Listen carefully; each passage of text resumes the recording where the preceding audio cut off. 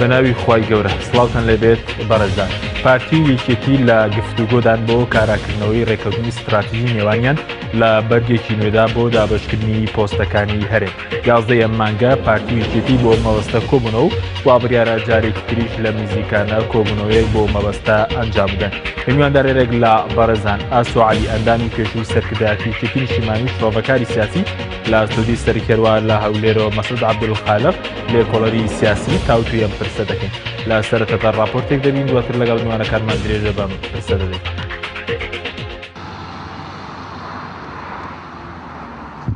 پارتی و یەکێتی هەوڵەکانیان چڕ کردوێتەوە بۆ کاراکردنەوەی ڕێکەوتنی استراتیژی نێوانیان و دابەشکردنەوەی پۆستەکانی هەرێم لە نێوان خۆیاندا. لە دوایین کۆبوونەوەی مەکتەبی سیاسی پارتی و یەکێتی کە لە 11 ئەم مانگە بەڕێوەچوو ئاردوولا گفتوگۆیان کردووە لەسەر کاراکردنەوەی ڕێکەوتنی نێوانیان لە بەرگێکی نوێدا. ڕێکەوتنی استراتیژی یەکێتی و پارتی لە ماوەی ڕابردوودا بۆ ئەوە بوو پۆست و پارە لە نێوان خۆیاندا نیوە بەنیوە دابەش بکەن و بۆ ماوەیەکی زۆر لە حکومڕانی بمێننەوە.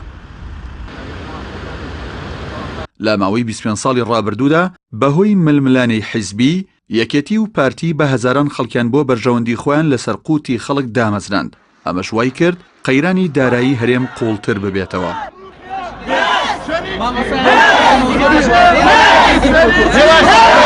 بەپێی زانیاریەکان پارتی دیموکراتی کوردستان لە دوایین کۆبوونەوەیدا پێشنیازی پرۆژەیەکی هاوبەش و پێگەێنانی شاندێکی هاوبەشی بە مەبەستی سەردانی لایەنەکان بۆ یەکێتی کردووە. لە دوایین چاوپێکەوتنیشیدا مەسعود بارزانی ڕایگەاند جارێکی دیکە پارتی کۆبوونەوەی پێنج قۆڵی ناکاتەوە. جگەلەوەش پارتی پێشنیازی گۆڕینی دەستەی سەرۆکایەتی حکوومەت و پەرلەمانی بۆ یەکێتی کردووە. ئامانجی پارتی لە کاراکردنەوەی ڕێکەوتنی استراتیژی لەگەڵ یەکێتی نیشتیمانی بۆ ئەوەیە ئەو لایەنانەی نەچوونەتە ژێرباری درێژکردنەوەی ماوەی مەسعود بارزانی و داواکاریەکانی پارتی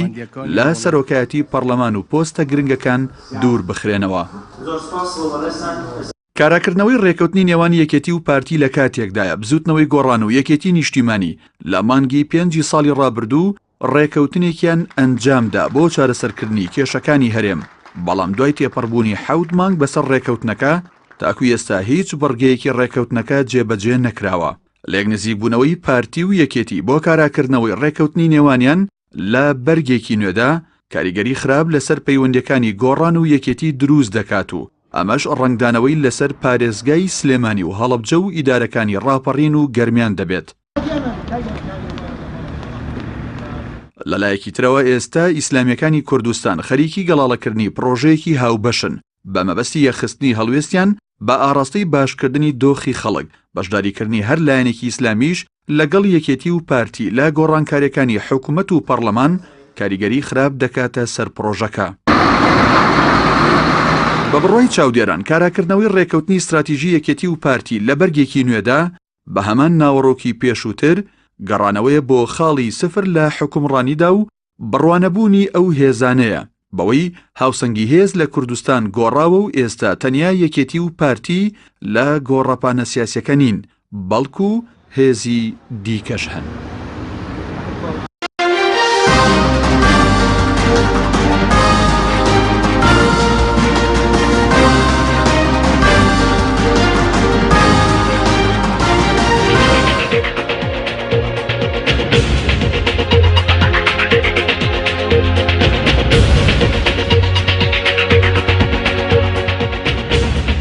دووبارە سڵاوتان لەبێت بەڕێزان سوپاس بۆ میوانەکانمان لەگاسۆ بەخێر بێنگە سەرەتا لە بەڕێستانەوە دەست پێ بکەین. پێتان وایە بۆچی پارتی و یەکێتی دەیانەوێت ڕێکەوتنی استراتیژی نێوانیان جارێکی تر کارا بکەنەوە؟ بە سوپاس و سڵاو بۆ بەڕێست و بینەرانی بەڕێز و مامۆستا مەسعود عەبدولخالق. وەڵامی پرسیارەکەت بەڕاستی ئەو پرسیارە ڕەنگە ئەگەر شرۆڤەیەکی بۆ بکەین لەوەیە کە پرۆسی سیاسی بە جۆرێ لە بنبەست گەشتووە. ئەم بنبەستە بە ڕێگە سروشتەکەی خۆی چارەسەر نەکراوە. ئێستا ئەم پرۆژە تازی خراوەتە بەرچاو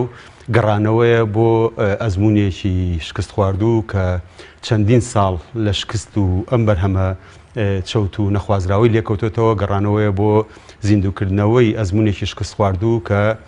دوو لایەنی خاوەن دەسەڵاتی کارگێڕی سەربازی و دارایی جارێکی تر دەستێکەڵ بکەنەوە و کوردستان بگەڕنەوە بۆ دۆخێکی پێشوو ینی هەر قەیرانێکی سیاسی ڕۆدات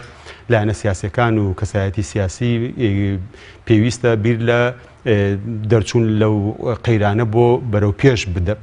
بنێ هەنگاوەکانی بۆ بەرەو پێش بێ نەک بیر لە گەڕانەوە دواو بکرێ بە بڕای من ئەم پرۆسەیە گەڕانەوەی بۆ دواوە و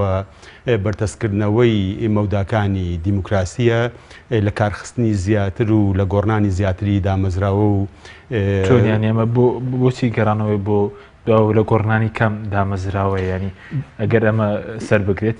ئەمە درێژەدانی ئەو یاری سیاسیە ناسروشتیەیە کە هەموو لایەنەکان نازوربەی لایەنەکان تایە بەشدارن و پارتی دەردێڵێ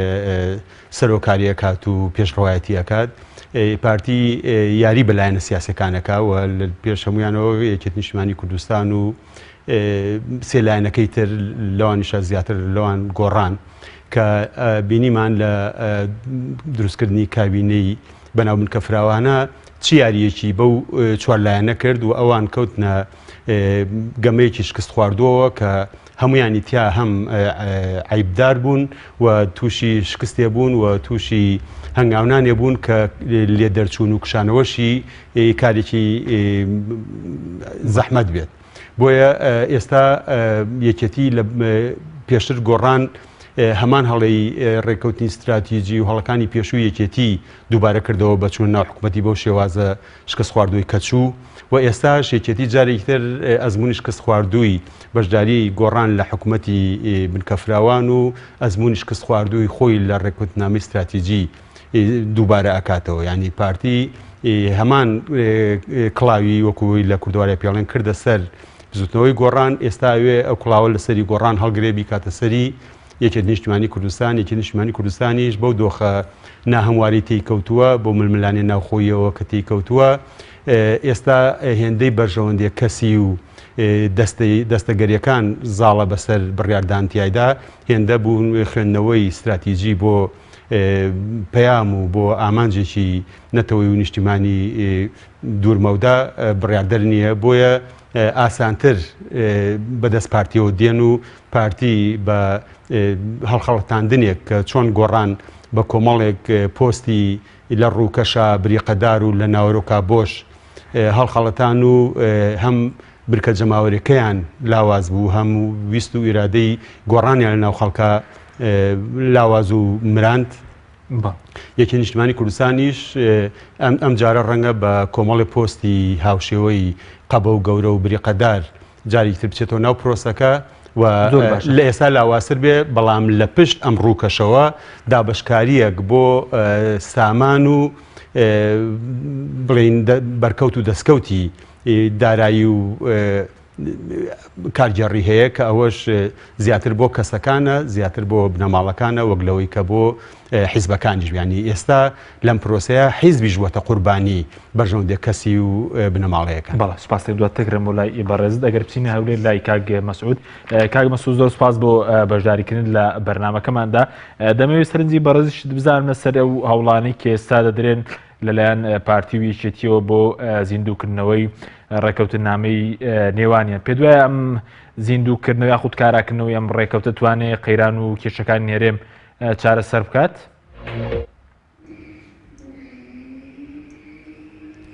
بەنای خوای گەورە و میهرەبان نەک ئەو ڕێککەوتنامەیە هیچ حتا هەر پێنج حیزبیش ڕێککەونەوە تازە ئەو قەیران و ئەو وەزعی کوردستان چارەسەر نابی بەڕاستی دەرچووە ئەمە زۆر جار وەختێک باز دەکرا کە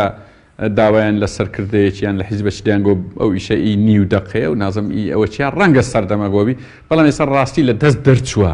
ینی برینەکە زۆر قوڵ بووە تازە وانە چارەسەرمان بەو ڕێککەوتنامەی یەکێتی و پارتیش چارەسەر نابی ئەوەی کاک ئاسۆ فەرمی بەڕاستی زۆر زۆر ڕاستە ئەوەی ئەخیری بە تایبەتی من یەک تۆز تەرازم لەسەر راپۆرتەکەی هەیە ئەم پێمەنیە ئەوەی اتفاقی یەکێتی و پارتیبی اتفاقی بەشێک لە مەکتەب سیاسی و یەکێتیە وابزانم چکە وەکو یەکێتی قازانز لەو ئیتفاقیانە ناکەوە لە تاریخیشدا ینی جاریش کە خۆی تووشی ئینتیحارێک دەکاتەوە هەر حیزبێک خۆ زۆر جوان قسە و گفتوگویەکەتان کرد هەر حیزبێک دەستە ناو نوع ڕێککەوتنامەیە تووشی ئینتیحاری و دۆڕانێکی زۆر زۆر خراپ دەبی هەموو لە پێش چاوە کەچی واش دەکرێتەوە کەواتە ئەو سەرکردانەی دەچن ئەو ڕێکەوتنانەمە دەکەن هیچ گوێیان بە تاریخ و بۆ نەک میلەتی کورد و هەژار و مارە ئەنفار و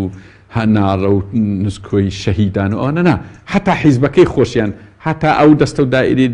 دەوروبەری خۆشیان گوێیان بەوانە نییە دەچن ڕێکەوتنامەیەکە شەخسیە ینی زانی چۆنە ینی با بڵێن یەکێتی نیشتیمانی قازانج لەو ڕێکەوتنامە و دابەشی و نەوت و ئەگە هەرچی هەبی ناکە وەکو شەخص ئەوەی دەچی تەوقع دەکا وەکو خۆی قازانجەک دەکە نەکو وەکو یەکێتێکە بۆیە ئەوە نەوعەکە لە ئینتیحاری نهایی چکە پێشتر دیتمان لە ڕێکەوتنامە استراتیجەکە یەکێتی چی بەسەر هات و سڵتەی کوردستانیش چی بەسەر هات و میلەتیش چی بەسەر هات جارێکی تر ئێستا ئەو قۆناغی ببڕێەوە بێەوەی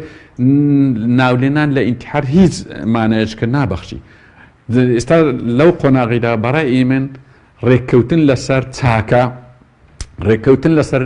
سەوابیتی وەتەنی نمایە ناکرێ ڕێککەوتن لەسەر خوار و خێچی دەکرێ ڕێککەوتن لەسەر ئیسم یعنی با بڵێن التعاون على الإثم والعدوان با بڵێن ئەو شتانە دەکرێ ڕاستیەکەی یعنی چاوت بقچێنە گوتیان حیزبی دەسەڵات و فلان حیزب ڕێککەوتن دڵنیا بە لەوەی کە ڕێککەوتنەکە لەسەر چەوتیە لەسەر گەندەڵیە لەسەر ئەوانە ڕێگرن بەڵام بری لەسەر سەوابیتی وەتەنی لەسەر چارە نووساز لەسەر دەوڵەتداری لەسەر خزمەتکاری زەحمەت چێش و هەژار شتی وها نمایە بۆیە هیچ جۆرە متمانەیەک بەو دەسەڵات و بەو نوع ڕێککەوتن نامانەیە نەماوە بەڕاستی و جا هەرچی دەشیکا بابی کا تەجروبەی خۆی دەکات دوایە بە سەرشکاوی و بە لاقشکاوی دەگەڕێتەوە لای میلەت جارشکە دێتەوە دەرێ دیعای خۆی دەکات فلان حیزب وا خراپەوە وڵی ئەو نیفاقە حەقویە کۆتایی بێ بەڵێ زۆر باش بەڵام بۆچی بەڕێستان ڕەشببینن بەوەی کە پێ دوایە لەم قۆناغ هەر ئیتیفاقێک بکرێ بۆ مەسلەی گەندەڵیانی بۆ مەسلەی چاکسازی نییە جەگەرەوە وایێ چەند ساڵ ئێمە تەجروبەمان هەیە ئەمە ڕەشببینم و ئەوەی ڕەشببینیش نەبی بەو تەبەقە گەندەڵێ کە ئێستا لە کوردستان نا بەمەنا هیچ شتێک نازانی دیارە ینی بەڕاستی ناکری ینی ئمە مەباتی ئینسانی و قیەمی دینی و تەجروبەش پێمان درێت دەبی ڕەشببین بین بەرامبەر ئەوانە زۆر بەڵام گەشتبینین بەو میلەتەی خۆمان و چارە سازەکەی ئیشاءالله ڕۆژێک لە ڕۆژان لە دەستی ئەو تەبەقە گەندەڵە هەر دەردەچی ئەوە هیچ گومانی تێدا نیە بەڵام ئەوی بینیمان لەوانە بەس خوار و خێچیمان لێ بینە ینی ڕۆژ بە ڕۆژ ینی با بڵێن لەو 25 ساڵی ڕابردوو وەرە 10 ساڵ تەسنیفکە 5 ساڵ تەسنیفکە ڕۆژ لە ڕۆژ خراپتر بووە ینی چی سبەینێ ئەمە چ ئومێدی وەلو مژدەشمان پێدراکە بەهیچ جۆرێک چاوەڕێی چاکەمەکەن ئەگەر نەفت گران بوو ئەگەر نازانم چاسە چاوەڕێوەمان بن چابی خۆ ئەوە بەخۆیانن وامان پێدرێن ئێمە هەر ئەوانەی کە لە سەرکردەکانن ناعازەکەی ناوی سێ چار سەرکردەی گەورەی لە ناو هەموو حیزبەکان بازەکەم وەسفی ئەو پرۆسەی کوردستانیان کردێ بە دزی بە گەندەڵی بە تاڵانی بە پارەی ژێر ئەوە چی پێدرێن ژێر زەمینەکان ئیخۆ قسەیمە نییە تەنانەت بە بگەڕێنەوە سەر وەسیقا ناوەندی بڕیار کاتێک کە بەیانەکەی دەرکرد باڵی ناوەندی بڕیاری یەکێتی نیشتیمانی دەرێتە باشە چی دەرێت شەریکە دز ئەری دز ئێتا مەمانا خۆوە من نینە ئەمە ڕەنگە مستەلاحاتی زۆر ئەدەبیش نەبی بەس ناچارین کە هات دەبی باز بکەین ئێوە ئەوەنەوە سەرکردەکان ئەوێ ئێستا ڕێک دەکەون ناوێن لێکترنا خەریکە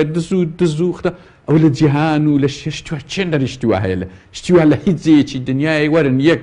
نمونەمان لە سۆماڵ دەرەی لە ئەفغانستان دەرەی لە جیبۆتی دەرەی لە شتکاکە شتیوە لە چێن ریجان هەیە شتیوە هەن نییە وەڵا بۆیە ئەم قەناعەتمان وایە هەر ڕێکەوتنێک دەکرێت لەسەر ئیسلاح نییە لەسەر سەوابیتی وەتەنی نییە و چەند ڕۆژ کەش ئاشکرا بێ و هەوکو پێشترێ ڕێکەوتن یەک ڕێکەوتنمان لە بۆ بینن ئەوانەی جەنابەت دەری ئەوانەی تێدابی هەمووی لەسەر خوار و خێچیە لەسەر گەندەڵیە لەسەر ئەوە ڕاستیش پێ برێم هەر تەبیعەتی ئەو تەبەقەیەوەیە لەسەر ئەوە ڕێک دەکەون نەک لەسەر ڕاست و ڕەوانی و ئەوان بەڵێ زۆر باشە بەڵام بۆچی بەرەزت پێ دوای هەر هێزێک بچێتە ناو ئەو ڕێکەوتنەوە مەبەستەوەی هەر هێزێک لەگەڵ پارتی بچێتە ناو ئەو ڕێکەوتنەوە بە قاچشکاوی و سەرشکاوی دێتە دەرەوە ئەخۆی دەزانیت چۆنە کوردستان دابش خۆ کاگاسۆ زۆر جوانی شێ کردەوە یەکێکە ناوی حیزبەکانی هینا کە چوینە ناو ئەو دۆخە و چیان بەسەر هاتووە لە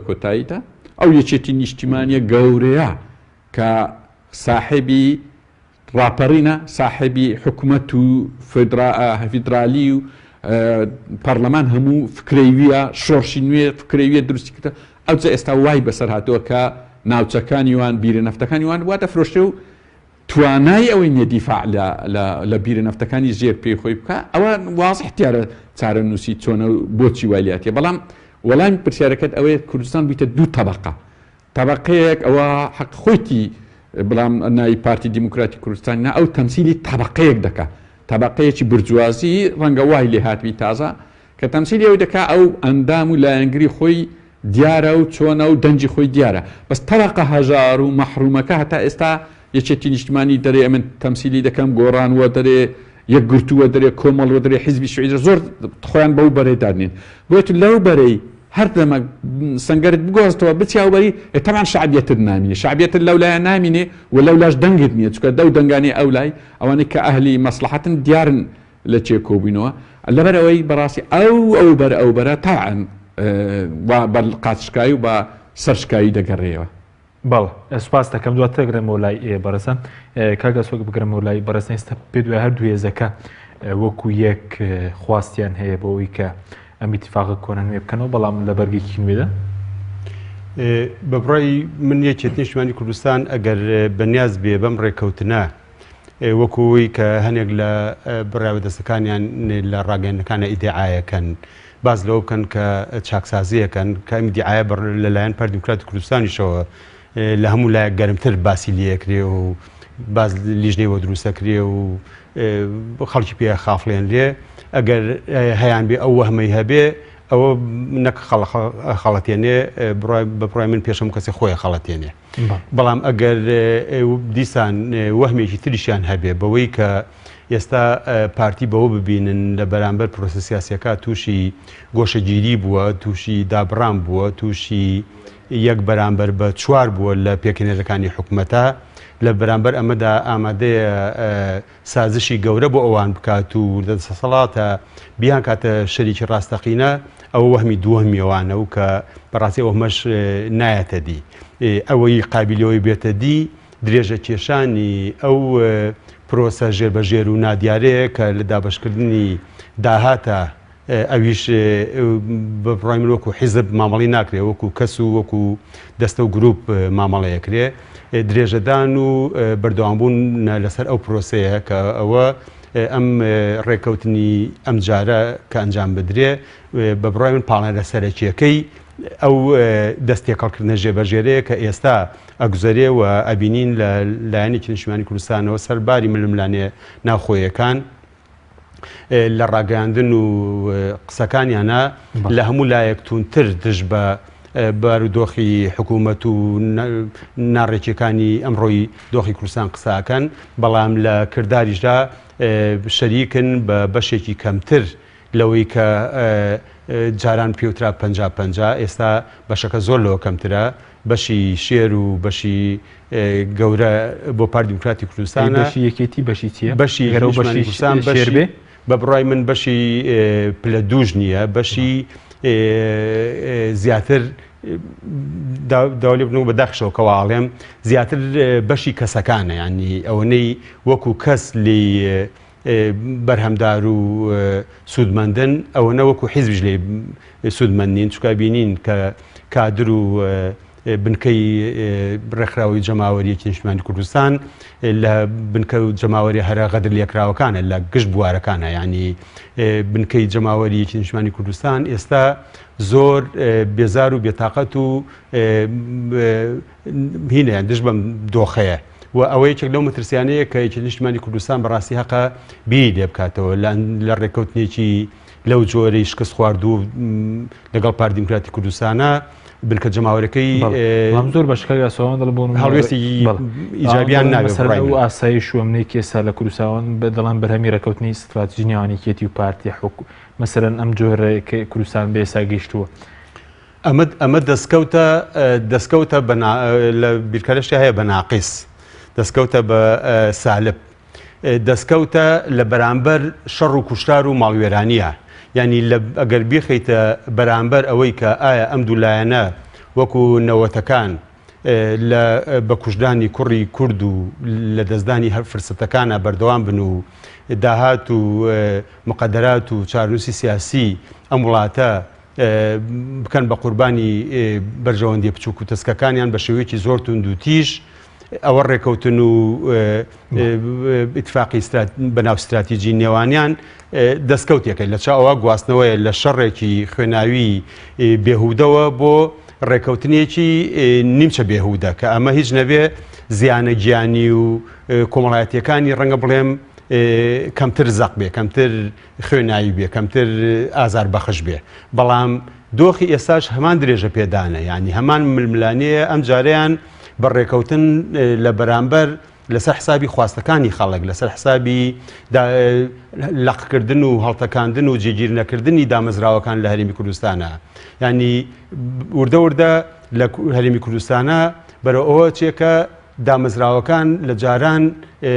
بێنموتر بێکاریگەرتر و حسابۆ نەکراوتر بن ینی هیچ دۆخێکی هەرێمی کوردستان پەرلەمان لەوتەی پەرلەمانی کوردستان هەیە بەم دۆخی ئێستایەتیان نەپەڕیوە لە گەرمەی شەڕی ناوخوا لەتە پەرلەمانیش بێ ئیشی خۆیە کرد و حساب و کتابێکی هەبوو ئێستا لە کار کەوتۆ حسابیشی بۆ ناکرێ و دۆخێکی واتوتە ئاراوە ئەگەر پێش هەڵبژاردننی یەکەمیش حساب بکەین کاتی خۆی بەری کوردستانی هەبوو ئێستا تازە بە تازە جۆمان لەو نەغمەیە ئەبێ کە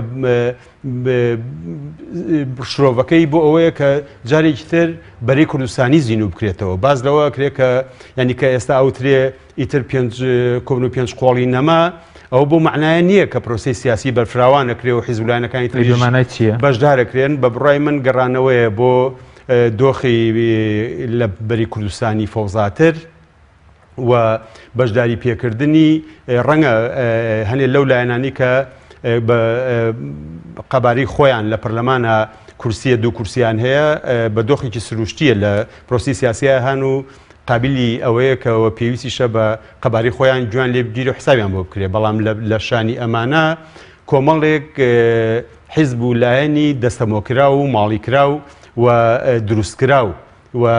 دەردێڵێلی ساحیبیهی لە پرۆسی سیاسیە هێناوەتە پێشەوە بۆ مایعکردن و بێتامکردنی پرۆسی سیاسیە جارێکی تر لە جیاتی کۆبوونەوەی پێنج قۆڵی کە بە نۆ کۆبوونەوە نەگەشتنە هیچ دەرەنجامێکی کردارەکی ئەنجا لە کۆبوونەوەیەکی 23 حیزبیە کە کۆلکە حیزبی و کۆلکە کەسی کولکە لە کۆلکەش خراپتر هەیە یعنی حیزب هەیە ڕەنگە وەکو پاسیلی دووتایی و سێتایی هەیە یەک کەسی بێ حیزبی یەک کەسەیە حیزبی یەک خێزانیە ئەمانە دەستگا بەشێکیان دەستگا هەواڵگریەکان دروستیان کردن و هەڵیانە سوڕێن و ئاڕاستیانەکەن ینی هەر لە هیچ پێوەرێکە ئەمە نییە ئەمە بێنی لە مقابلی حیزبێکە کە 5 کورسیا 10 کورسیا 20 کورسی هەیە بڵێ ئەمیش حیزبە و ئەویش حیزبە یعنی زیاتر بۆ تێکەڵاوکردن وەرەقەکانە بۆ ناشرینترکردنی پرۆسی سیاسی کە 36 مەسەرەن حیزبی سیاسی لە کوردستان هەیە پێ دوای چەندیان حیزبی سێ بەروون دەستەمۆنیانی وەڵی خۆ هەڵبژاردنەکان سەرڕای ئەوەی کە هیچ هەڵبژاردنە لە کوردستانە نەکراوە جێگی متمانە بێت و دڵی پێخۆش بکری و هەڵبژاردنێکی ڕاستەقی نەبێ بەڵام بە هەموو تەزویر و بە هەموو ئەو ناشرینیانی کە هەڵبژاردنەکانە ڕوویداوە هەڵبژاردنەکان تاقە پێوەرە کە بتوانی بە شێوەیەکی ڕێژەیی قەبارەی حیزبەکانی پێوی ئەو حیزبانی کە نەیانتوانیوە لەتە کورسی و چارەکە کورسی و دەنگی گەڕێکێکیش بێنن وازەحە کە حیزبی پاشکۆن حیزبی دروستکراون و حیزبی ناسروشتین ئەگەر کە من ڕەم لەوەش خراپترە کە حیزبە گەورەکانیش بە ناسروشتیە بینم ئەسڵان حیزبێکی سروشتی لە کوردستانە نابینم کە وەڵام دەرەوەی قۆناغەکە بێ و کارکردن و میکانیزمی ئیشکردنی هاوتا و هاوسەنگی ئەم دۆخە بێت کە گەڕێکێکیش دەنگی نییە بای گەڕێکێکیش هەیە بەقەدەر بنەماڵکی خۆی دەنگی نییە با سپاس دەکەم دواتەگەرم بۆ لای بەڕێستان یا بەڵێ بینەرانی بەڕێست ناوبڕێکی کوردوەرین دواتەگەرم لای کاری بەسوود لەگەڵ مامێنەوە بەرنامەی ئەمڕۆ با سپۆنسەری کۆمپانیای ئەسێ بۆ بازرگانی مۆبایل شیری ئەڵتونسا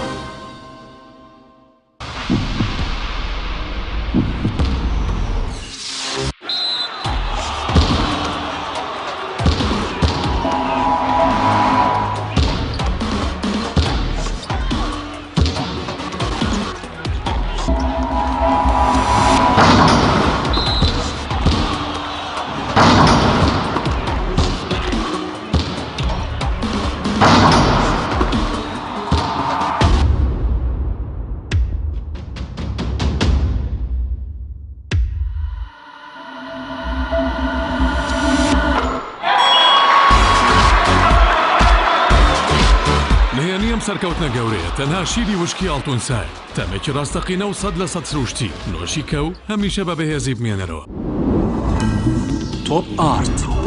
تاکە بریکاری تۆڕی میدیایی کۆمەڵ بۆ دروستکردن و بڵاوکردنەوەی ڕیکلام. تۆپ ئارت.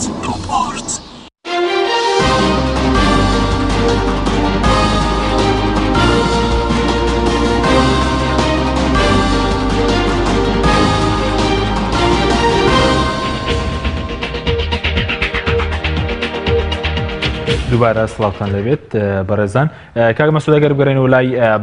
بەڕێستان پێشتر باستان لەوە کرد کە دۆخی کوردستان لەوە دەرچووە بە پرۆژە و دەست پێشخەری چارەسەر بکرێت. یعنی ئێستا پێشتریش ماوەی 62 ڕۆژی ڕابردوو مەسعود بارزانی دەست پێشخەرێکی ڕاگەمان تاکو ئێستا هیچ هەنگاوێکی عملی بەدی ناکرێ. یعنی ئەی چی چارەسەرە مادام پێدوا بێ هیچ پرۆژەیەک چارەسەر نیە بۆ دۆخی کوردستان؟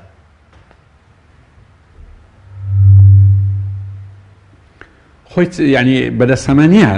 چارەسەر لەدەست هەمومان دەرچوو لەبەر ئەوەی بابرێن زروفی ئیقلیمی و دووەلیش گۆڕا کوردستانیش گەیشتە قۆناغێک کە دەرفەتە زێڕینەکان لە ئاخریتی تەواو بوو. خۆ دەرفەتانە هەرنەوەها نامینێ لە بۆ کوردستان و 25 ساڵە حەدەس دەرەی وەزعی دووەلی دەرەی داعش دەرەی هەرچیوێ حەدەسی هینا پێش ینی خوای گەورە هینای بێ پێش هەرچی ناوی لێدەنێ ئەوەیە کە دەرفەتەکی زێڕین لە بۆ کوردستان هات کە دەوڵەتی خۆتی لێ دروستکەی بەڕاستی دوو بەش بوو. بەشەک هەر خەریکی گەندەڵکاری و دزی بوو، بەشەکیش میلەت بوو ڕاندەگرەوشەن بیرە هەندە خەڵکیتر بەڕاستی پێی نەکرایانی لە ژێر سایەوەی. لە کۆتاییشدا ئێستا پرۆسەی گەندەڵی زاڵ بوو لەو ئاخیری بە تایبەتی ئەوە 1-2 ساڵە زیاتر دەرکەوت ئەوەی دەرێن سەرکەوتن هەر بۆ میلەتە و بۆ ئەوە ڕاوەڕجاری ڕاست دەرنەچوو لەو قۆناغەیدا میلەت شکستی هینا، ینی تاریخ شکستی هینا، کوردایەتی شکستی هینا، حەق شکستی جارێ وایە. لەبەرەوەی دەبی تازە لێی گەڕێی ینی بەو پرۆژەیە و ئەوە ڕۆژێ شتێک دەگۆترێ و سبەی لێی پشێمان دەبنەوە هەر خەریکە برێن بیتە گاڵتەجاری پرۆژە و پرۆژەکاری لەو بابەتەی و دانیشتن و هیچ کەسی قەیبەوەی نییە. چێژ ڕێک دەکەی ڕێکەوی تازە ئێمە کەس هیچ پێشنیارێکیشمان لە بۆ حکومەتەینما خۆی و وەزعی داهات و چییە؟ ئەوە داعش خلاص دەبی، هێزەکان دەگەڕێنەوە، پەرلەمان لێرە نییە، پەرلەمانی بەغدایە لە جیاتی ئێرە ئیش دەکەم و کاری ئێرەی کوردستانیش دەکەیتە پەرلەمانی بەغدا. ئەجە تەمەشای پەرلەمانی بەغدا کە و ئەو مەلەفانەی دێتە گۆڕێ دژی سەرکردەکانی کوردستان بە خۆیان جوابی ئەو واقعی خۆیان دنەوە جەبزان چیان کردێت نەفتیان چلێ کردی ڕەنگە لە پەرلەمانی ئێرە نەیانتوانی بی یان دادگای ئێرە یان ڕۆژنامە نووسێرە ناتوانی لەوەی پێستەوە ئەوە مادەم وەسایق لە لای وێکلیکس هەبی ئەتوبرەی وەسایق لە لای بەغدا نەبی ئەوە عبادیش دەنگنەکە خۆ لە ناو پەرلەمان ئەو وەسایقانە دێتە گۆڕێ وا دێتە گۆڕێ وەڵا هەمەش حەیامان پێوە دەچی نەک هەر ئەوانەی خواردیتیان و بریتیان ئێمەی میلەت ئێمەی چی پێدرین وەڵا و شتی وا دەبینین ئەو کاتی باز دەکرێ ئێمەی کورد دەبێت سەری خۆمان شۆڕکەین شتی وا ناشیرن باز دەکرێ و لەوێ ئەوانە هەموو دێتە پێش کیف خۆیان ئەوەی دەچی باچێم پێم وایە ئەو ڕێکەوتنانە ئەو وەزعانە وەکو بینایەکە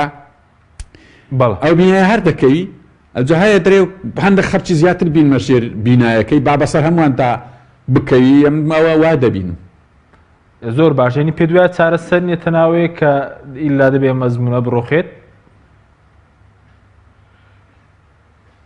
من نازم دروخیانی نایڕوخێنین ئەم زۆر زەر باسیەوەی کوردی ئەو دەسەڵاتە خۆی لەسەر لە قەدارەکە و بە مشار خۆی دەبرتەوە ینی ئەو هایە نەک ئێمە نیمە چ بکەین وەڵام میلەت ینی سار بە سار مەغدورتر و مەزلومتر کرایە هەر بێدەنگ بووە ینی دەست لە بۆ جێفانی بردرایە ماڵ و سامانی دەی بەڵکو کۆتایی دێ بێدەنگ جارشکە دەسەڵات لی تونتر دەکاتەوە ینی جار بەجار ئەوزە نازم ئەوە بەرەو چێ دەچوو ئێستا دەستی لە قورجیشی نایە هەروە توندی دەکات دەرێ میلەت دەرێ بەڵکو ئەوەندەش کۆتایی ئەم هیچ دەنجێ ناکەم جارشکەش توندی دەکات یعنی وایە هەر قۆناغ بە قۆناغ وا دەڕوا ئەو میلەتەی خۆی والێ کرد بەڕاستی زوڵمەک لەو میلەتەی کرایە بە هیچ شێوەیەک حیساب ناکرێ بەڵام ئەوە بە پێی مەبادی ئینسانی بە پێی نسوسی دینی بە هەموو شێوەیەک زوڵم مادەم وا ئەستور بوو دەپسێ ئەجا کە دەپسێ من نازانین بە هۆکاری دەرەوەیە بە هۆکاری ناوە خۆیە میلەت ڕاست دەبتەوە دەسەڵاتەکان لە ناوە خۆت تێک بەرە بن هیچ گومانم لەوەی نییە کە ئەو زوڵمەی ئێستا لە کوردستان دەکرێت ئەو زوڵمە دەپسێ بەڵێ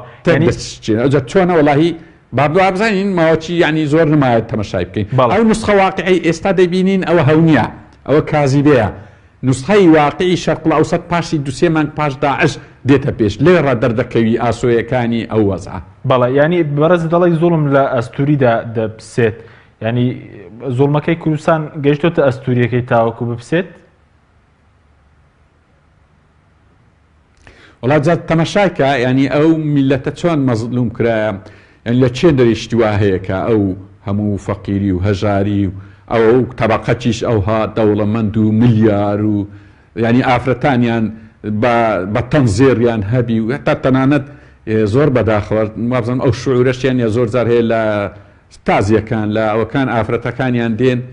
ینی شتی وا بە خۆیان دەکەن و زێر و زیوی وها بە یەهانە ینی ئەو ماڵە شەهید و ئەو ئافرەتە شەهیدە جوان و گوناحانە ینی کە دەبینن ئەوانە داغ دەخۆن لە ناو ناخیان دەرێن بریا پیاوەکانمان شەهید نەبووە بریا برایەکانمان شەهید یعنی ئەوانە زۆر بە ئەحماقیشن لە ینی لێک نادەنەوە هەست بکەن بە ڕۆژانە بە پێشچایی هەموماندا دێ و دەچن بە زنجیرەك سیارەی عالی عالی باش مەسەل لە دوورە بە خانی برندەکانیان دیارن لە هەموو جێ ینی خۆشەرمێ ناکەن لەو شتانە ئەوە هەمویان بە ئاشکرا دەکەن ینی لە بەرهەندی ئەو زوڵمە گەورە ئەو زوڵمێکە ینی دوعای دوعاکە ئێستا لە مامۆستایانی ئاینی هەموو جمعان ئێستا دوعا ئەوەیە خوایە ئەوانە چاکەن هەر دەرێن پێشتر دێن ئێستا دەرێ خوایەگە چان ئابن لە کۆرمانیکەوە تا دوعا و نوزای خەرچی ینی با بڵین قانونی تەتەور لە هەمووی گەرە قانونی تەتەور ئەوەی قبول نیە ئەوی ئێستا لە کوردستان ڕوودەدا بەڵێ سوپاس دەکەم دواتر گرم وڵای بەڕێستان کاگا سۆگەر گرم وڵای بەڕێستان سەبارەت بەوەی کە پێ دوایە لە گەری کاراکردنەوەی ئەم ڕێکەوتە سیناریۆکانی پێکێنانی حکوومەت و پەرلەمان چۆن دەبن و ئەو هێزانە کامانن کە دەکرێت لەگەڵ یەکێتی و پارتی لە حکومڕانی بەردەوام ئەو هێزانە کامن کە دەکرێنە دەرەوەی ئەم ماوکێشێ بەداخەوە بینم کە لایەنە سیاسیەکان زۆر شەیدا و خوازیاری بەشدارین لە دەسەڵاتە ینی دەسەڵات لای ئەگەر هەموو نەبێت زوربەی هەرە زۆری لایەنەکان بۆتە ئامانج لە چاتی بێتە ئامڕاست ینی ئامڕاز نییە بۆ بەدیهێنانی خواستێکی جەماوەری دەستکەوتێکی کۆمەڵایەتی دەستکەوتێکی ئابووری دەستکەوتێکی سیاسیونەتەوەی نیشتیمانی بەڵکو ئامانجێکە بۆ حیزبەکان و لەناو حیزبەکانشا بۆ کەسەکان و ئەزمموی پێشووامان پێڵێ جۆری بەشدارکردنی حیزبەکان لە دروستکردنی یەکەم حکوومەتی هەرێمی کوردستانە لە داهێنانی سیستەمی 50/50 کە سیستەمێکی ئەنتیکەیە لە هەموو دنیادان نییە و کورد لە داهێنراو ناشرینەکانی پرۆسی سیاسیە لە هەرێمی کوردستانە لە بەشداریکردنی لایەنە سیاسیەکان لە حکوومەتە یەک لە دوایەکانە لە بەشداریکردنی نمونە یەکگرتووی ئیسلامی لە کابینەی دوای سیوێکی ئابە لە بەشداریکردنی گۆڕان بە پلەی یەکەم و یەکێتی و یەکگرتو و کۆمەڵ بە پەلە و بە فڕکان بە دوای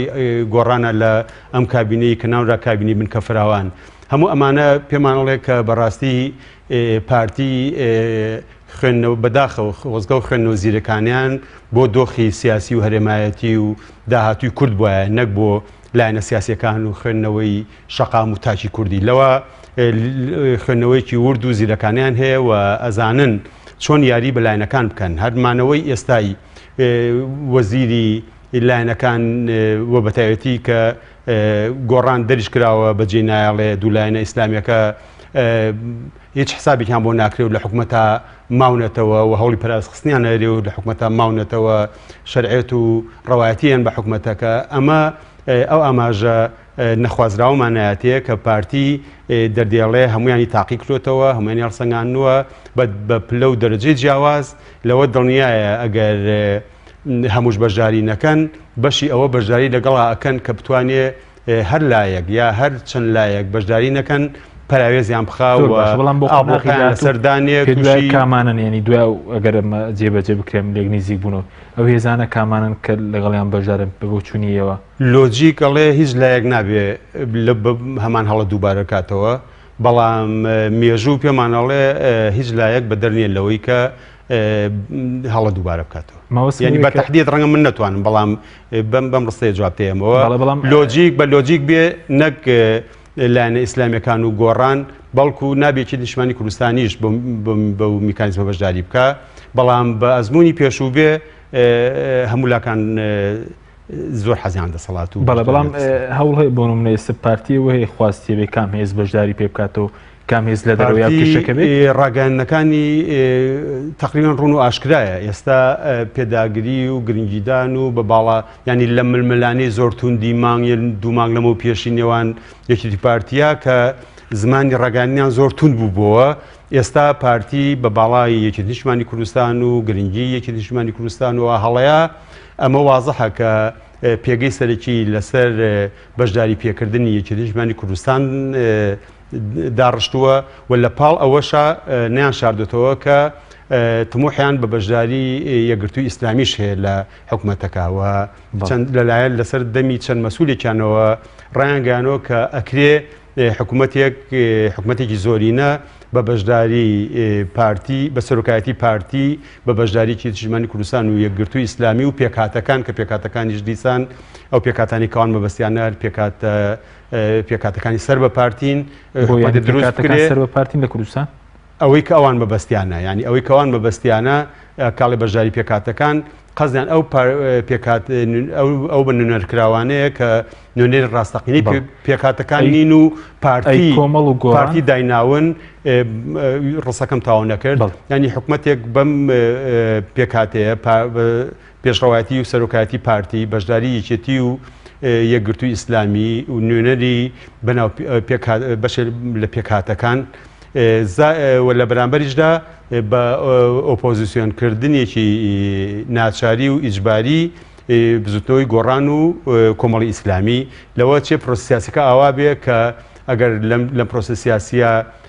هەنێ لایەنی تریش کە لە پەرلەمانان بۆ نمونە حیزبی شوعی سۆشیالیست و بزوتنەوەی ئیسلامی ئامادەیان هەبێ بۆ بەژوەرگرتن کە ئەگەری و ئامادەیە لەلایەن هەندێکیانەوە زۆر جدیە ئەوانیش بەشداری پێەکەن وای لەکەن بەشداری کۆبوون بەحساب ئەمە حکوومەتێکی زۆر بنکە فراوان ترە لەوەی پێشوو لە جیاتی 5 حیزب ڕەنگەم جارە 8 حیزب بوو ئەوەی تیابێ لە بەرامبەر شاڵەوە پرۆسی سیاسیمان تەندروست کردەوە هەم حیزبی دەسەڵات هەیە هەم حیزبی ئۆپۆزیسیۆن هەیە و ئەو ئیدعایی کە لە جەوهەراوانی و لە ڕووکەشا وایە ئەڵێن ئەمە ڕاستکردنەوە پرۆسی زۆر باش بەس بۆچی بەرزدەڵی خواستی پارتیەوەیە کە کۆمەڵ و گۆڕان ببنەوە بە ئۆپۆزیسیۆن و کارەکەی چی؟ ڕوونە هەڵوێستە سیاسیەکانی ئەم دوو لایەنە تونترە تا ئێستاش لەسەر سیاستەکانی پارتی و کەمتر چوونە پێشەوەیان هەبوو لەگەڵ ئەو ینی پێ دوای ئەگەرەوەنیش ڕازی بووبان بەداواکاریەکانی پارتی کۆمەڵ و گۆڕان ڕازی بوونانە لەسەر مەسلەی پۆستی سەرۆکاتێرم ئێستا کێکیان باشتر دەبوو بەدڵنیا هەر کێشەش دروست نابوو کێشەش دروست نابوو سپاس دەکەم دواتر ئەگەر دەرفەت بگرن لا کێشە بۆ خەڵک نا کێشە بۆ بڵین بۆ بلایەنە سیاسەکان ینی کێشە دروست نابوو کێشە بۆ خەڵکە دروستە بوو خەڵک لە جەرگەی کێشایە بەڵام کێشەی نێوان لایەنە سیاسەکان بەم شێوەیە دروست نابوو بەڵێ سپاس دەکەم دوو کێشە لە یەکجیان ینی پێ دوای هۆکارەکەیەوە تەسلیم سیاسەکان جیای لە کێشەی خەڵک و دەسەڵات بەڵ سپاس دەکەم کاک مەسعود ئەگەر بگەڕێمەوە لای بەڕێستان سەبارەت بەوەی کە هەرێمی کوردستان ئێستا بەڕێز باسی قۆناغی دوای داعشت کردووە ئێستا دوای مەسلەی ئایندەی پەیوەندەکانی هەرێمی کوردستان لەگەڵ بەغداد و پێگەری کوردستان لە ناوچەکە چۆن دەبین بەم ئاڵۆزیانە و بەوەش کە باز دەکرێت کە ئێستا مەسەلەن چەند هێزێکی دارە هەرێمی کوردستان بن و کۆمەڵێک هێزی تر مەسەلەن لە دەرەوەی ماو کێشەیە بن. زای چۆنە من یەک تۆست لەو ئەوەی ڕێیەشکەم هەیە کە ئەوش وەڵامی پرسیارەکەی جەنابتەکە لە دوای داعش وەزع زۆر خراپ دەگۆڕێ دەرفەت و کارت لە دەست کورد نامینێ لە دەست سەرکردایەتی کورد نامێ بۆیە ئەو ڕێکەوتنانە سەرناگری هەتا من پێم وانییە یعنی ڕایە پێم وانییە ئەو سەرکردایەتی یەکێتی و پارتیش بگەنە یەکتر لەبەر ئەوەی زەخت زۆرە ینی وەزعی دووەلی لە گۆڕاندایە وەزعی ئیقلیمیش لە گۆڕاندایە ئێستا تورکیا زۆر زیاتر هاتە مەیدان تورکیا دەیەوێت لەگە عێراق ڕێککەوی تەماشای ئیتفاقیەکەی تورکیا و عێراق کردنەوە مادەکە مادەی هەفتی هەمان مادەکانی سعد ئاباد و ڕێککەوتنامەی جەزائیرە تەواو ینی تورکیا ئاشکرا بووە چی دەوێت لە دەیەوێ قەتعی با بڵێن ئەو بۆعدە دووەلیکە کە هەرێمی کوردستان گرت بێ بەر ئەو ڕۆڵە دەبینی جێشەکەشی لە بۆەوەی هاتیەوە تاڕاتێکیش سەرکەوتوو بوو هەڵەیەکی قەدیمی خۆی وای کرد درەنگ بیدەنا ئەو دەیەوێت چیتر ئەمریکا پێویستی بە کورد نەوی بە تایبەتی هەرێمی کوردستان لەوەی تاڕاتەیەک سەرکەوتوو بووە دەیەوێت لە ڕێی تورکیا هەرچی هەبی بکرێ ئەوەش معنایەکە وازح دیارە احتیواکردنی هەرێمە و چاوشۆغلۆ لەگەر جعفەری ئەوەی نەشارتەوەگوت هێزەکانمان جوڵم و جۆڵی ئێمە لە شیمالی عێراق تەمان ناژێن کوردستان دەرێن ئەوە لە بۆ ئەوەی بوو تەحجیمی ئەوەی بوو دەرێت دەورەی مشەڕەفمان بینی کە ئێنگۆ فەراغمار دەمەکی هێزەکانی ئێوە هاتەوە ئێمە لە ساحدودین کەواتە ئەوە تورکیایە و ئەو دەورە دەبینی ئیتفاقیان لەگە عێراق کرد و ڕەنگە نزیکتر بن یان دوورتر بن بەهەر هۆیەک بی ئەوە دیارە ئەو چارە نووسەتی لێدی بۆیە ئەو ڕێککەوتنانە بەڕاستی کەس بەڕای من وەخاڵشتر لە ناوە خۆشدا میلەت بە تەواوەتی لەو دەسەڵاتی دوور کەوتووە یعنی ئەمە بە نمونەکی نوێ بین زۆرمان نمونەوە بەڵگا هەیە کە دەسەڵات و میلەت لێک جیابیتەوە بەڵام با بڵێن ئاماژەیەش کەشمان هەیە کە میلەت باوەڕی بەو دەسەڵاتی هەرنەمایە باوەڕی بە پرۆسی سیاسی نمایە هەر بە هیچ زۆرێک خەریکە برێم هەموو حیزبەکان کەوتنە شکست هەر ینی نەک 5 حیزب و 6 حیزب ئێستا خەرچی کوردستان باوەڕی بە هیچ حیزبەتیش نمایە حیزبەکانی تریش چۆنیژە ئەو ئاشکرا دیارە کاتێک کە ئەوەی بایۆمەتری دەبینین لە بەغداد نزیکەی 1998 خەڵک چۆ بەشداری کرد لە کوردستان تا ئێستا نەگەیشتە 110 کاتە ئەوە باشترین بەڵگەیە باوەڕی بەو پرۆسانە نمایە و نمونەی تریشمان هەیە یعنی خەڵک ناچی خۆ پیشاندانی دەسەڵاتێک 500 کەس ئامادە نابی لەوەی زیاتر وە دەیان نمونەی تر ینی ئەوە کۆتاییاتی کەواتە هیچ کەس ناتوانانی بچی ڕێککەوتن نامەیە بکە یان درێژەی بچێشی حتاگە کرا من باوەڕم نییە باڵێن سەرکردایەتی یەکێ یان ئەو قسمی یەکێتی و پارتیژ ئەگەر ڕێککەون لە 2 مانگ زیاتر ناخینی تێک دەستەوە جارێکی تریش لە 2 مانگ زیاتر ناخایەنی و ڕەوەنگە نەشخایەنی خۆی حەق وایە حیزبەکانی تریش کە بابڵێن وەفدی یەکێتی و پارتی دەستن لە حیزبەکان ئەوەی بپرسن ئەرێ یەکێتی تۆ ست وەرگرتیا ئەمە بەسەرچاو ئەگە تو حەقەکەت وەرگرتیە و تەواو پێمان پیشاندە و بەرجەستە بوو ئەو وەرنە لا من بەڵامە تو هەر لەو گۆڕەی یانی جارشکەچان تکرا دەکرێت ئێوە هیچ نییە ینی بەڕاستی سەردانەکانی سەردانی زۆر ناشیرن دەبن لەوەی ئەم لە کۆتاییدا لەو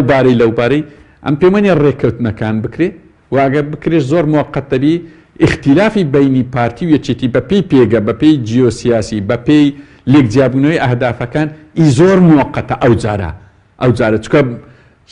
با بڵێن جەماوەری یەکێتی ئەوەندەی ئیش لەسەکرای لایەن سەرکردایەتی خۆی ئەوەندەی ئیش لەسەکرایە دژایەتی پارتی دژایەتی عیلاقاتەکانی پارتی بەرەو دووەلی بەرەو تورکیا بەرەو پرسی پەکەکەیە پرسی یەپەکەیە پرسی سەروە پرسی عێراقا لە هەموو شتێک لێک جودانە ئەوەندەشی با بڵێن سەرکردایەتی خۆی ئەو مەکتەب سیاسی ئەوەندەی ئیش لەسەکردیا تازە ناتوانانی جارشکە ئەو جەماوەری یەکێتی جەماوەرێکی تاڕادێک حەیە زیندووە ناتوانانی جارشکە بە فیتەیەک بە 50 شقانێک برێ یاڵا ئەوجارە لە بەولە ئەوەی پێ ناکرێت یەکێتی نیشتمانی وا سەرکرد با بڵێن دابەشەکانی خۆیان زۆر وەزعیتر پێمان دەرێ ئەو ڕێککەوتنە بەو شێوەزەی نابی زۆر باشە بەس مامۆستا زۆر بە کورد دێمە ڕای بەڕێزیش بزان بەسەر ئەوەی کە ئەم ڕێککەوتنامەگەر بکرێت چ کاریگەرێکی بەتایبەتی لەسەر پەیوەندیەکانی گۆڕان و یەکێتی دەبێتەوە پێشتر ئیتفاقێکیان هەبوو اینجا لەسەر مەسەلەی ئیسلامیەکانیش هەر لایەنێکی ئیسلامی بەشدار بێت لەگەڵ یەکێتی و پارتی چ کاریگەر دێت لەسەرەوەی کە بازۆ دەکەن کە پرۆژەیەکی هاوبەشی ئیسلامیان هەیە بەیەکەوە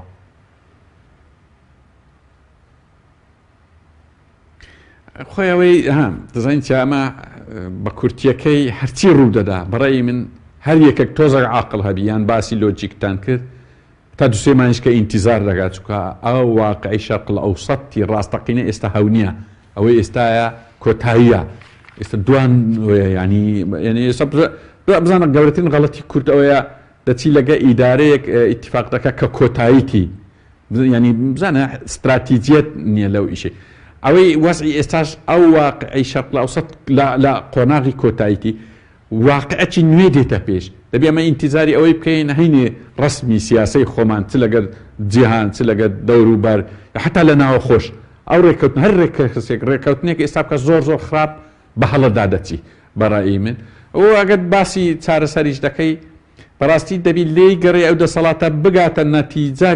کە شکست بینی و بە ئەوش هەمویان ئەمە باسی یەک لامان کرد بە سەرشکایی و بە قاسشکایی بگەرێتەوە هەمیان بە قاسشکایی و سەرشکایی بێنەوە تەسلیمی میلەت ببنەوە ئاعتراف بۆ هەڵە گەورەی خۆیان بکەنەوە ئەوش ڕوونادا لە 25 ساڵ ڕابردوو دەرکەوت بەمێ ئێمە ناکرێت ئیلا عاملێکی خارجی وای لێ دەکا پێم وایە ئەوەش لەو نزیکانە ڕوودا ساڵێکی تر نابە بەڵێ ینی پێ دوایە ساڵێکی تر هاوکێشەکە یەکلا دەبێتەوە دۆخە سیاسیە بەلایەکدا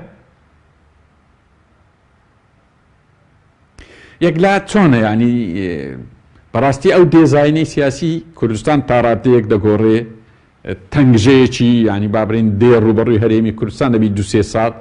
ئەوەی کە هەر حیزبەکە مقەوماتی بابرین مانەوەی نەبی تۆزە بچووک دەبتەوە یان بابرین ئەوەی مەچینەکەی زۆر بەخوارنەوی لە هەورازەکەی پێی ناکرێ بەسەرکەی هەورازە گوادێتە پێش ئەو هەورازە ئاتێ لا ڕێی بەفیها ئەنی ئەوە دێ عینێکە دەبینین ینی بابڵین پاش و پێشی تر دەبینین برندونەوی تر دەبینین نوی هەیە برند هەیە نوی دەبی ئەوە لەو خلالی ئەو ساڵی لە پاش داعش لە هەرێمی کوردستان دەیبینین بەڵێ زۆر باشە بەس مامۆستا کاتمان کەمەوە بەس بۆ ئەو هەورازەی کە بەڕێز دەڵێ هەندێک حیزب ناتوان پەیدا سەرکەون مەکینەکەیان باش نیە مەکینەکە پەیوەندی بە مەسەلەی پارە و دەسەڵاتەوەی کە باش بێ و بڕوە نەخۆی گەنداڵ ینی مەچینە خراپی تەماشاک هەر حیزبەک ئەساسی لەسەر گەندەڵی بی ئتا بە معنایەت بەسەر ناکەی پێ ناتوانانی بەسەرکەی ئەو جە نازمەوە دەبی ئەوە قانونە ئەمن باسی دەکەم هەر حیزبەت خۆی دەناسی چەند جارت کەشتی تیتمان دەبینی چۆن چی بەسەر هاتیە ینی ئەوە زارجۆ حیزبی زۆر گەورەیە ماری زۆر گەورەی دوای دەبینین بە چاپلەیش تێک پێک چووە ئەوە دەبینین لە پێش چاومانە بەڵێ سوپاس دەکەین بەڵێ زۆر سوپاس بۆ بەڕێز کاک مەسعود خالق لە کوڕی سیاسی کە لە هەولێرەوە لەگەڵمان بوو هەر زۆر سوپاس بۆ بەڕێز ئاسوعالی شۆڕڤەکاری سیاسی و نایە پێشووی سەرکردایەتی کە نیشتمانی کە لە سوودی سەرکی لەگەڵمان سوپاس بۆ بینەرانی بەڕێز سوپاس بە هاوکارانە بەشی کۆنتڕۆڵ و کامێرا خواتان لەگەڵ